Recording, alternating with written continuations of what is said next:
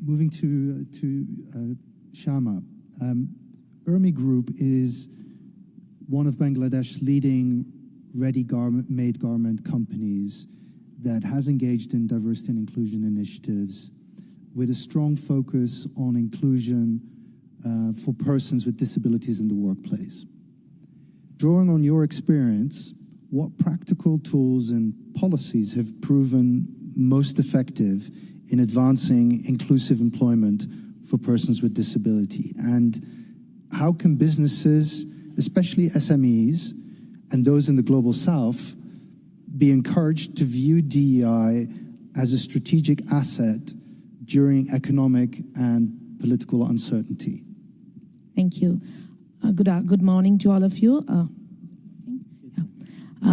It's a pleasure to be here to talk about this such important matters for the human community.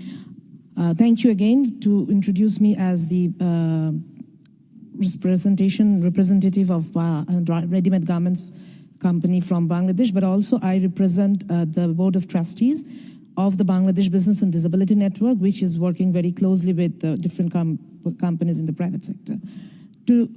Just to start with, I'll just give you a little context of in what reality we are working. Bangladesh is a less developed country. It is still struggling to meet the unemployment issues of the whole community or the whole population. And of course, people with disability is a part of it. And the poverty line is reducing day by day, but at the same time, and the reality is that certain families, certain scenarios demands the inclusion of the disabled person in the family, in the workforce, a far reality, because to them it is more of a burden because they have to feed the extra burden, and they feel it as an extra burden. It's a stigma, social stigma that works. So in that context, getting people with disability in the mainstream workforce is an uphill task. And thankfully, with the government inclusions of policies, with certain government educational institutes giving trainings, particularly for the people with disabilities, it is improving, but it's a long way to go yet. In context of the company that we are talking about, we are a very extremely labor-intensive industry, and it is not a buzzword for us, the diversity or the inclusion of differently abled people or disabled people. For us, we took it as a very strong important issue that was not even very fashionable in nature back in 2010 in context of our country, when it was not at all mandatory or nothing like that. But we actually worked with one of our buyers, Marks and Spencers, and started including people with disability, with physical disability in terms of hearing or vision impairment, or any other limb, they don't have the limb. So all these kinds of people were included in our workforce with particular trainings, like how to operate a swing machine or how to do the quality checking, whether they don't need too much of moving around, or something like more of a desk job, like a computer-assisted computer work, something like that. So we tried to help them build in their career and not to become a burden of the family. That is what our thought process was. And going forward, as the BBDA and the Bangladesh Business and Disability Network started working quite a lot, and they had created the bridge between the supply and the demand, which means companies like us who wants to get people with disability with the right kind of skill level, and they train those people in a bigger scale, and in multi-industries they have actually provided the support for last many years, 7-8 years. And that's how it has actually helped is creating an awareness that the companies are also getting to know that they will not be hindering my productivity, rather than they will be actually giving an opportunity to a person who would otherwise become a burden for the family. If I just put it into numbers, only 22% of the people with disability in the country are actually working. Of them, in the formal sector, of them, a very mere 3.3% is women. So you can understand a female with a disability is in the worst scenario in context of our country. So we are working, and as Garments is primarily women-led, a lot of women employees are working for our shop floors. So we took that opportunity and tried to skill them up, upskill them, and help them to get a better life. In context of that, it is also important to have the environment around that. One is the skill to develop from their sides, and on the other side, you have to actually organize an environment with the accessibilities of ramp or accessibilities to the toilets. Truly, there are certain things happening in papers and pens only, but we try to provide that, and also adjusting the work area. Like if somebody is of a short stature, they might need a higher tool. So adjusting those small things, but that makes a lot of difference. Also, just to avoid the regular the flow of the people when they get out of the factory, we give them supports like flexible time, like they can leave 10 minutes early and enter 10 minutes late in the work during the work area. So there are many things that needs to be done to actually create the environment for them. So that is something we are doing in our organization. And of course, I talked about the mobility supports. And one important thing for the hearing impairments is sign language. There's a lot of, because not all the other peoples are working with, understands what that person with an hearing impairment is trying to tell, or somebody who cannot talk. So what we have provided people with understanding of sign languages in our lines, but there's a long way to go till, as I said. But these are the smaller things that we started with. And for us, there is a focal person in the communities, in the organizations. And currently we are targeting 1% of our workforce would be people with disability. We are not very far off that. But with the target, my personal vision is to actually represent the 10%, which is the number of people in Bangladesh. Almost 10% is persons with disability. So we are targeting to actually cover that number in some near future. But it's it's an uphill task, as I said, because it's not only creating the environment, also giving them the opportunity, and especially for SMEs. That is another big task, because number one, the awareness level for disability people can work and can give productive output.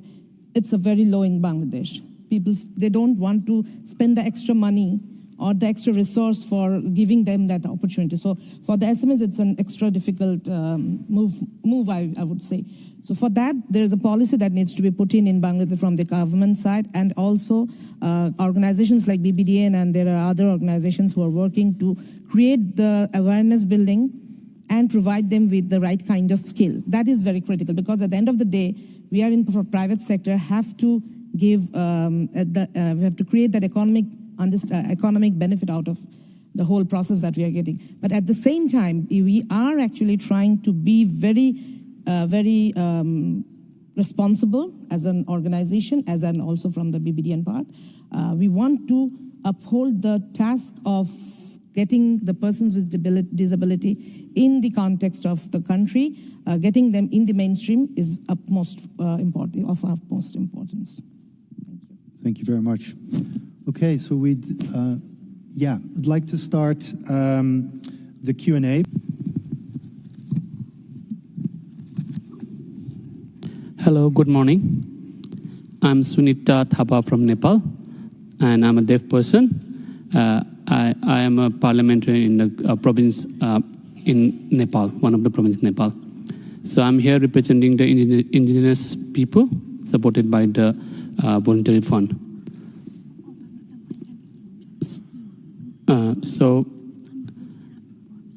As per our constitution, we have 7 provinces, and now we are working on to ensure the legal right of people with disability and also the indigenous people right.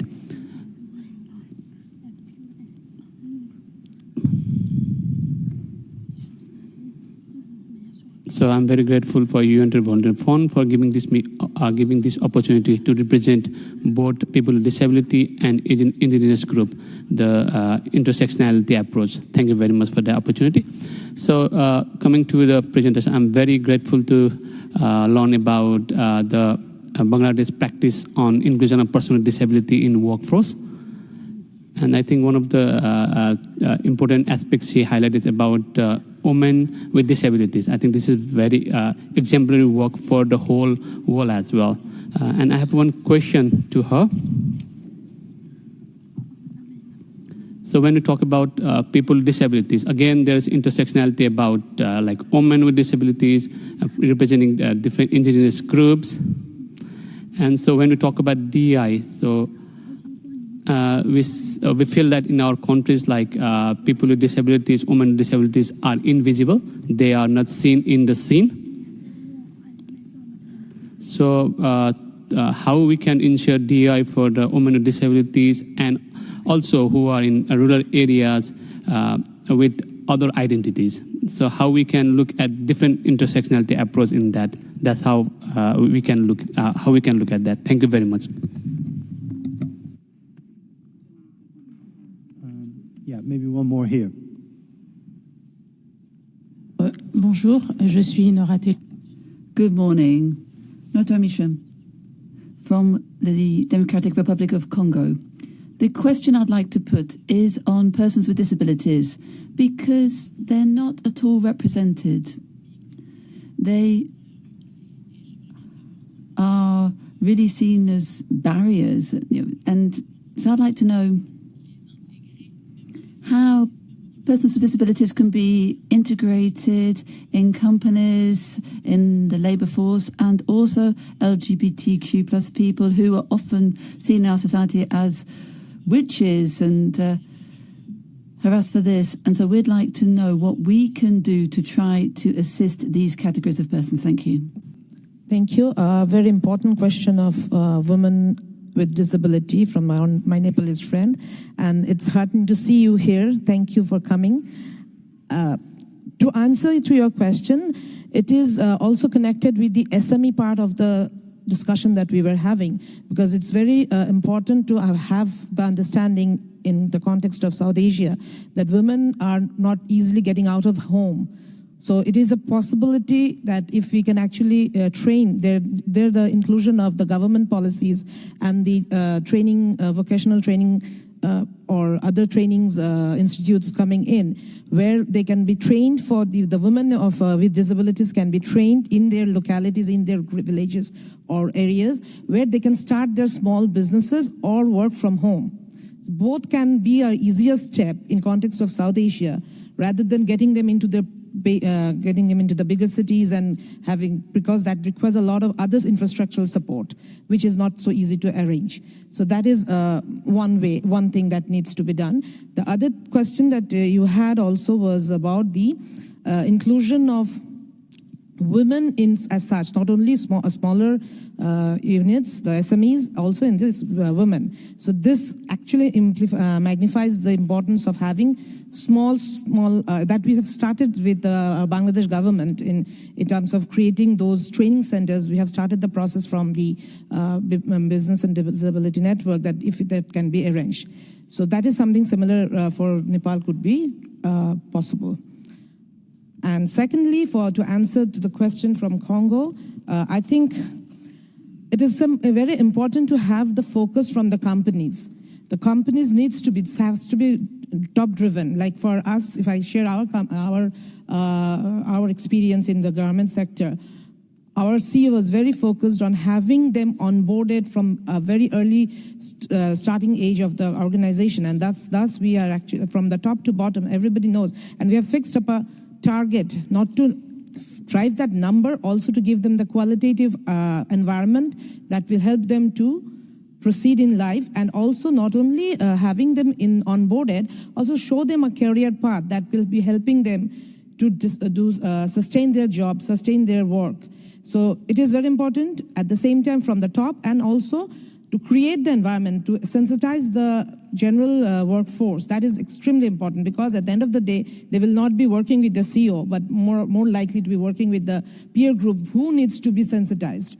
And trainings, orientation sessions, that really helps. And in case of our shop floor, we actually had created a buddy system. When any new people coming in as a disabled person working and joining the force, we actually tie up with him or her somebody who will be taking care of his or her problems and helping to orient him or her with the rest of the people. So these are small steps, but it requires a lot of focus. Focus is the most important thing. Otherwise, if focus is there, it is not impossible. It is difficult, of course, but it is not impossible.